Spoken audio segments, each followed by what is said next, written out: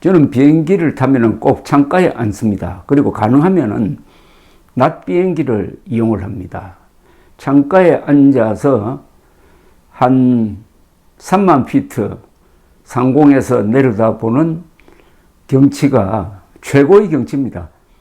우리가 인공위성을 타고 찍는 것 빼고는 3만 피트, 4만 피트를 날아가는 비행기 창가에 앉아가지고 커피 한잔 하면서 밑으로 전개되는 경치를 보는 것은 그건 아주 최고의 즐거움입니다. 그리고 요새는 핸드폰으로 사진도 찍을 수 있으니까요.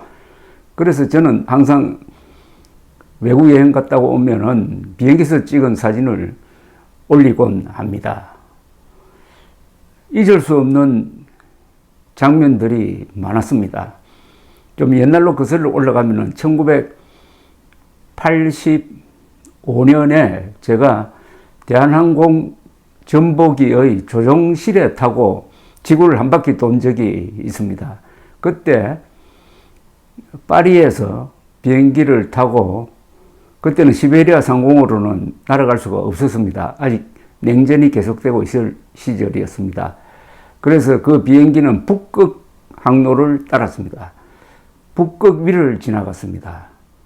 꼭 그 아이스크림 같은 그런 경치였습니다. 어마어마한 산이 전부 눈으로 덮여 있었습니다.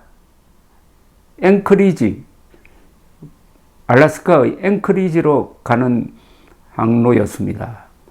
그러다가 알래스카로 들어오니까 맥킨리 산이 보였습니다. 맥킨리 산은 나중에 이름이 바뀌었습니다. 북미 전체에서 가장 높은 산이죠.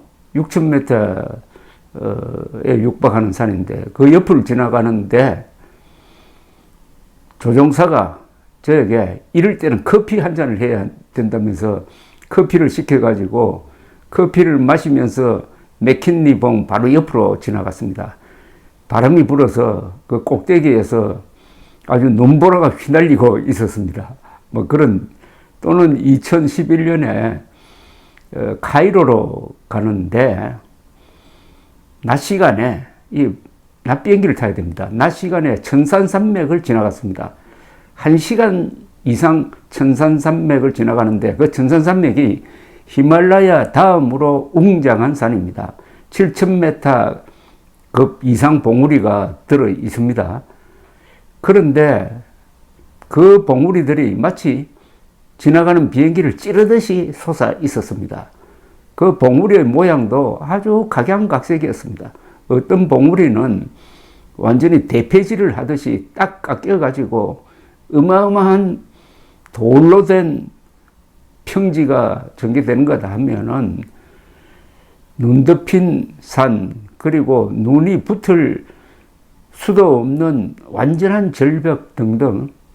저는 그때 왜 이때 조종사가 잠자는 승객들을 깨우지 않는지 방송을 해가지고 지금 여러분들 주무시지 말고 창을 열고 바깥을 한번 보십시오, 이렇게 안내 방송을 했으면 좋겠다는 생각이 들 정도로 아까웠습니다. 그리고 알프스를 낮에 넘으면 또 경치가 근사하죠. 지난 12월 초에 저는 인천공항에서 비행기를 타고 암스테르담의 스킬폴 공항으로 날아갔습니다. 창가에 앉았습니다. 겨울이었습니다. 이 비행 항로는 어떻게 되느냐 하면은 14시간이 걸렸습니다. 10시간 정도는 중국의 북부, 몽골, 중앙아시아 흑해 상공을 날아갔습니다. 이 몽골 또는 신장 위구르 지역이라고 하는 신강성이라고 부르는 그 근방을 날아갈 때는 고비 사막, 타클라마칸 사막 위를 날았습니다. 영하 수십 도로 얼어붙은 땅 위를 날아가는데 그게 바로 이 아시아의 냉장고입니다. 거기서 얼어붙은 공기가 한반도로 들어오면은 막 영하 10도, 20도씩 막 떨어지죠. 그걸 밑에서 내려다 보면서 커피 한 잔, 차 한 잔 마시면서 즐겼습니다. 그런데 그 겨울의 그 음혹한 대지가 비행시간으로 3시간, 4시간 걸렸습니다. 저기에는 어떤 사람이 살았을까? 저기에 살았던 사람들이 바로 유목민족입니다. 기마민족입니다. 흉노족, 선비족 이런 사람들의 고장입니다. 거기가. 그런데 거기서 단련된 사람들이 그 추위와 초원에서 단련된 이 기마민족의 일단이 중국을 휩쓸고 그 다음에 한반도로 들어와서 차례로 세운 나라가 고구려, 백제, 가야, 신라입니다. 그 사람들이 또 현해탄을 건너서 일본으로 가서 일본의 정복국가를 만들죠. 이 기만민족들이 바로 이런 엄청난 추위와 엄청난 대지 위에서 살아남으면서 군사력을 길렀구나 하는 그런 소감을 갖기도 했습니다. 내려보면서. 이 항로에서 참 저는 행운을 맛보았습니다. 3대 산맥을 한꺼번에 구경을 했습니다. 3대 산맥은 뭐냐면 중국과 키르기스스탄과 카자흐스탄의 동서로 걸쳐 있는 천산산맥. 천산산맥은 실크로드의 무대이기도 한데 히말라야, 안데스, 로키 산맥 그리고 알프스와 함께 지구에서 참 큰 규모의 산이죠. 동서 약 2000km, 남북 너비가 약 400km입니다. 최고봉은 포베다 산인데 7439m입니다. 이 산과 나란히 날아가다가 카자흐스탄 지나고 카스피해 지나고 해서 흑해 쪽으로 나왔습니다. 자, 흑해 쪽으로 나와서 이 비행기는 흑해 남쪽 해안을 따라서 쭉 비행을 하는데 엄청난 산이 또 하나 등장했습니다. 바로 눈 아래. 그게 바로 폰투스 산맥입니다. 여러분, 폰투스 산맥 처음 들어보셨죠? 이게 터키의 북쪽에 있는 흑해 연안을 따라서 동서로 뻗어 있습니다.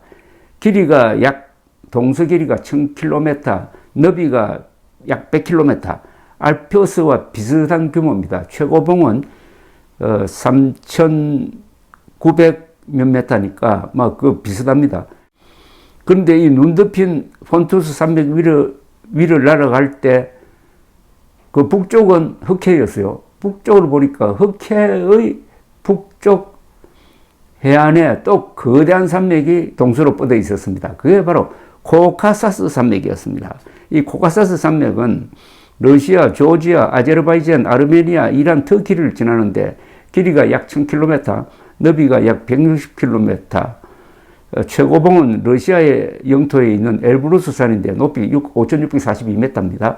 그런데 밑으로는 폰투스 산맥이 보이고 눈을 들어서 북쪽을 보면은 코카사스 산맥이 보입니다. 한눈에 폰투스와 코카사스 산맥이 같이 들어오는 거예요. 그런 행운이 어디 있습니까? 그래서 제가 찍은 사진을 지금 저희 설명 바로 뒤에 덧붙여 놓겠습니다. 여러분, 그러니까 저와 함께 같이 비행기를 타고 근사한 여행, 어떻게 보면 지구에서 가장 좋은 전망대입니다. 이 비행기가 가장 좋은 전망대입니다. 저와 같이 근사한 전망대에 앉아가지고 이 장엄한 경치를 같이 구경합시다.